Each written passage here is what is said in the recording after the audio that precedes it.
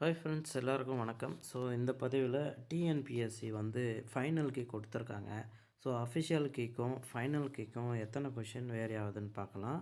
So முதல் கொஷினாக பார்த்தீங்கன்னா, இந்த குதிர்தல் அதுக்கு இடையான வேறு சொற்கள் அறிக அப்படின்றபோது ஸோ ஏபிசி இந்த 3 வந்து ஆப்ஷனாக கொடுத்துருக்காங்க.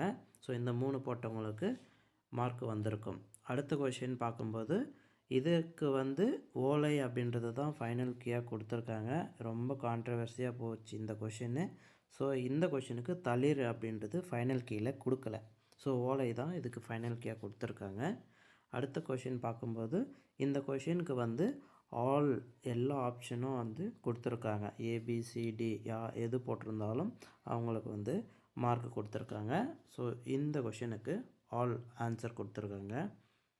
அடுத்த கொஷின் பார்க்கும்போது இதில் சி அண்ட் டி சீவகனிடம் விடாமுயற்சி இருந்தது அப்படின்னு சொல்லிட்டு கீ அஃபிஷியல் கீயாக கொடுத்துருந்தாங்க.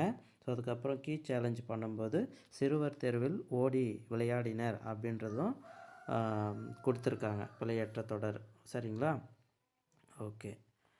அடுத்த கொஷின் பார்க்கும்போது இந்த கொஷினுக்கும் வந்து கான்ட்ரவர்சியாக போயிருந்தது. ஸோ கொஷின் வந்து தப்பாக கேட்டிருக்கிறதுனால எல்லாமே வந்து ஆன்சராக கொடுத்துருக்காங்க. ஸோ இந்த கொஷினுக்கு வந்து எல்லாருக்குமே ஆல் கொடுத்துருக்காங்க. அடுத்த கொஷின் பார்க்கலாம்.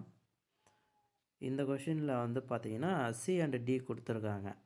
ஸோ இடைச்சொல் தொடர் எது கண்டறிக அப்படின்றபோது நிலவோ காய்ந்ததும் அம்மவாளி அப்படின்ற கொஷினும் வந்து கீயை வந்து கொடுத்துருக்காங்க. ஸோ டோட்டலாக பார்த்திங்கன்னா ஒரு 6 கொஷினுக்கு வந்து கீ வந்து கொடுத்துருக்காங்க டிஃபராக. சரிங்களா? ஓகே. அடுத்த வீடியோவில் ஜிஎஸ் எத்தனை கொஷின் வந்து கீ சேஞ்ச் பண்ணியிருக்காங்க அப்படின்னு சொல்லிட்டு போகிறேன். So keep in touch, like and subscribe.